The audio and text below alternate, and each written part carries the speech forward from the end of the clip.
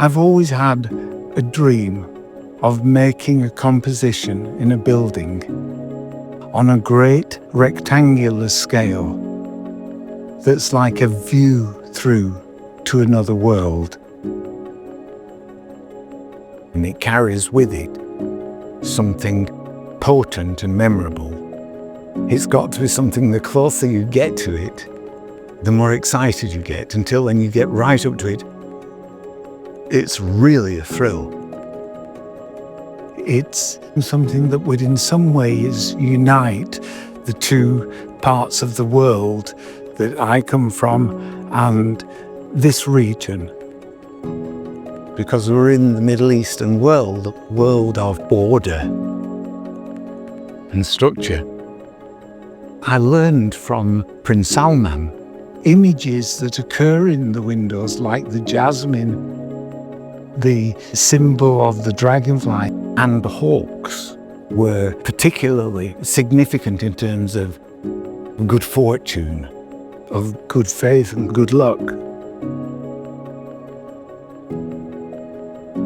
There are Western flowers exploding all across the picture plane, and they dance in and out of the Islamic pattern. And they dance in and out of the foliage forms. Eventually you're swirling around in this extraordinary tapestry that's resplendent with activity.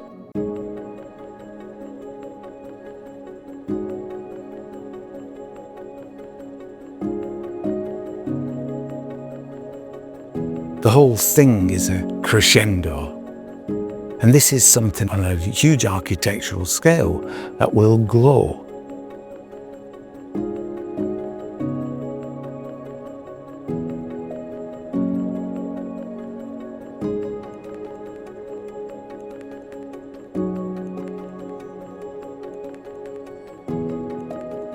Everything I've ever learned about stained glass in some way is expressed in this window.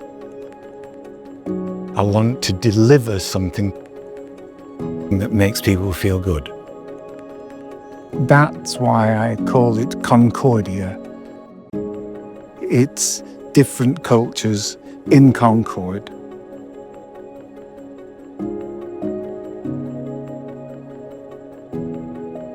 The commissioning of this work was entirely done on trust, and no contract more tangible than a handshake between two very key individuals, Joe Haig, my greatest friend, and Prince Salman.